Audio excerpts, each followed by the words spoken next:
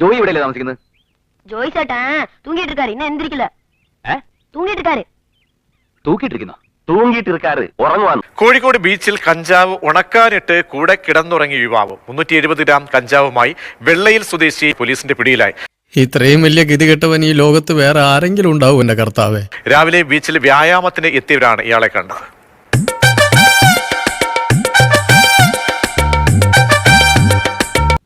പൊതച്ച് കിടന്ന് നല്ല ഉറക്കവാ.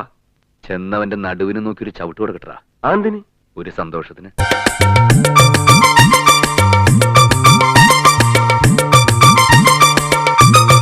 രാവിലെ തന്നെ വലിച്ചു കയറ്റിയല്ലേ നീലച്ചടേ?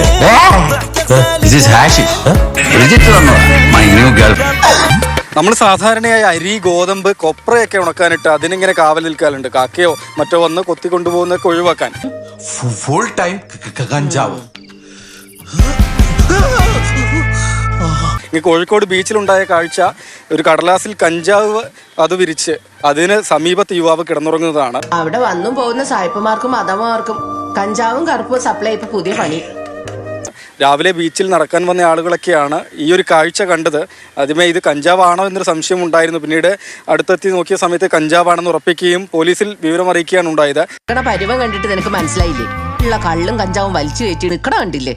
പൂര ഫിറ്റാടാ. കഞ്ചാവും ഉറക്കാനിട്ടിട്ട് കിടന്നുറങ്ങിയത് കോഴിക്കോട് ബീച്ചില്.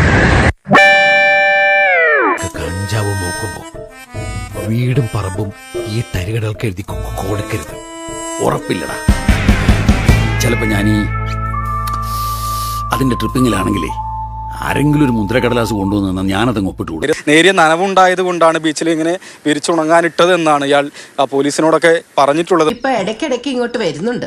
വരുമ്പോഴൊക്കെ അമ്മായിയപ്പന് കള്ളും കഞ്ചാവും കൊടുക്കണമുണ്ട്. 370 ഗ്രാം കഞ്ചാവാണ്. നാട്ടുകാർ പോലീസിൽ വിവരം അറിയിച്ച് തുടർന്ന് വെള്ളയിൽ പോലീസ് എത്തി ഇയാളെ കസ്റ്റഡിയിലെടുത്ത് കൊണ്ടുപോവുകയും ചെയ്തിട്ടുണ്ട്. ഇമാതിരി ടീമിൽ എന്റെ കൈ കിട്ടിയ ഞാടി നല്ല ഇടിയിടിക്കും. ഇപ്പൊ വല്ലാത്തൊരു കാഴ്ചയായി പോയി ബീച്ചിലല്ലേ. ബീച്ചില് മദ്യപിക്കുന്നവരും മയക്കുമരുന്ന് ഉപയോഗിക്കുന്നവരും പോകുന്നതും വരുന്നതെല്ലാം നിരന്തരമായി കാണുന്നതാണ്. പക്ഷെ ഇങ്ങനെ ഒരു കാഴ്ച നിനക്കതൊക്കെ എങ്ങനെ സാധിക്കും? ഒരു കൊപ്ര ഉണക്കാനിടുന്നത് പോലെ അല്ലെങ്കിൽ നെല്ല് ഉണക്കാനിടുന്നത് പോലെയുള്ള കാഴ്ച ആദ്യമായിട്ടാണ് കാണുന്നത്.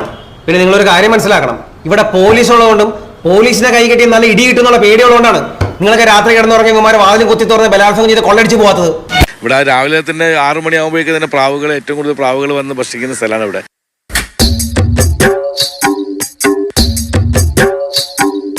ഇവിടെയുള്ള കാക്കിയും പ്രാവൊക്കെ കിറങ്ങി നടക്കുന്നതാണ് നിങ്ങൾ പറയുന്നത്. കുറെ പ്രാവുകൾ അകത്തന്നെ ഇരിക്കാൻ ഇവിടുന്ന് പോകുന്നില്ല.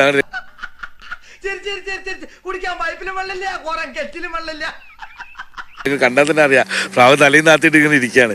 അതാണ് നമ്മളിപ്പോൾ ചർച്ച ചെയ്തുകൊണ്ടിരിക്കുന്നത്. പ്രാവൊക്കെ ഇനി എഴുന്നേറ്റ് പോകണമെങ്കിൽ കിക്ക് വിട്ടല്ലേ പോകാൻ കഴിയുള്ളൂ തോന്നുന്നു. കൗതുക ലേശം കൂടുതലാണ്. മാപ്പാക്കണം.